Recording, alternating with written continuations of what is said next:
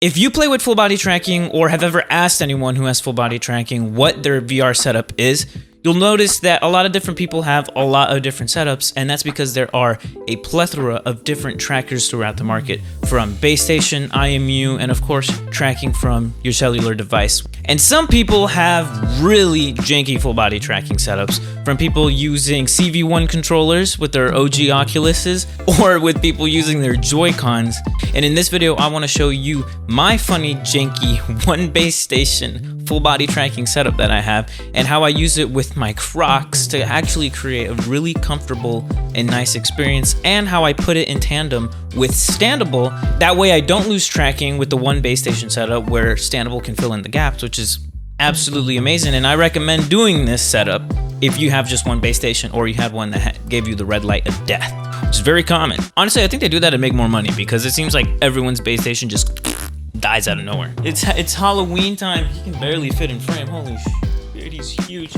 All right, got a little distracted there. But right in the corner of my room, I have one 2.0 base station. So first, I have the Rebuff Reality straps. This one's just for my waist. I blacked this out because, I don't know, I thought it looked cooler, but it's whatever. This goes on my waist, and on my little feet, I have this, the Enhanced. Yeah, this right here is my Croc. This right here is a patent pending Vive tracker setup right here. So all I have is this 1/4-inch thread on this zinc plated whatever the truck. You just put it into the bottom, and yes, you have to find one that's fat enough, that way it doesn't just go straight through the Croc. Now wait just 1 second. You guys might be asking, there's no way in hell this actually works. Well, I actually did a quality insurance test for you guys. I made sure the Crocs were in sport mode. All right, so this test might be a little overkill, but now that the Crocs are in sport mode, let's see how fast we can run before they fall out.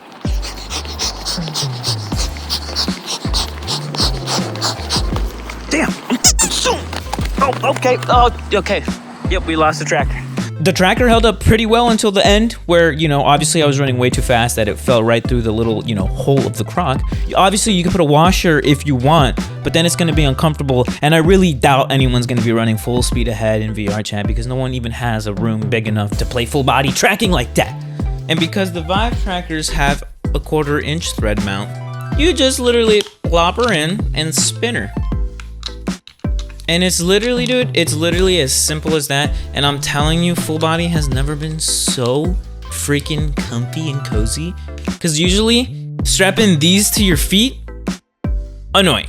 And because I did the hard work for you, just look for this exact pair in this aisle, and honestly, you'll be just fine. Or just go to a Lowe's employee and be like, hey, I'm looking for these, and they'll literally bring it right straight to you. Whoa, whoa, whoa, whoa. Batman's a little cold. As for the base station, I have the base station, again, like I said earlier, all the way in the corner. Why is that? Because that's the best way you can do it. Now, I've made videos about this before, as you can see, where standable with the 3.0s and my one base station literally is a game changer.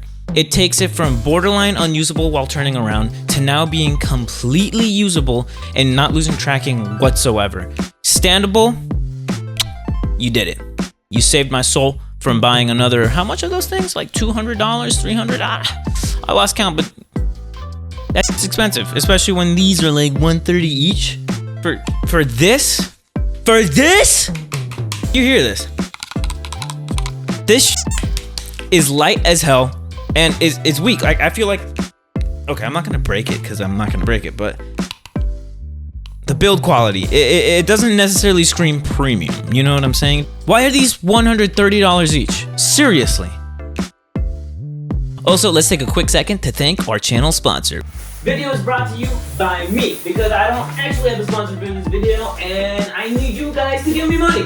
Okay, not really, but honestly, I do need some support, because managing this with like 2 other jobs and trying to do YouTube is stressful as fuck. It's stressful, guys.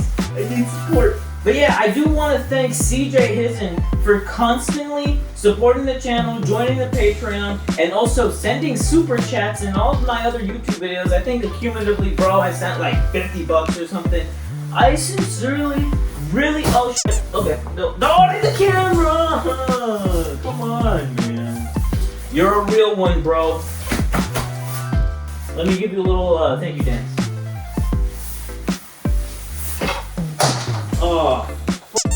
Okay.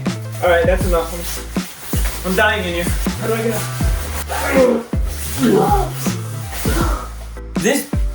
This thing was in the this thing was in the way the whole time and no one told me. This is my viewfinder, guys. I'm streaming the whole thing so I can see myself properly.